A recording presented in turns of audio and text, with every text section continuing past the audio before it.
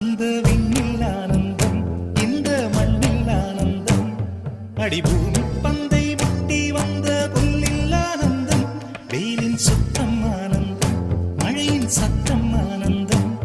அடமழையில் கூட சாயம் போகா வானவில் ஆனந்தம், வாழ்வில் நூறானந்தம், வாழ்வே பேரானந்தம், பெண்ணை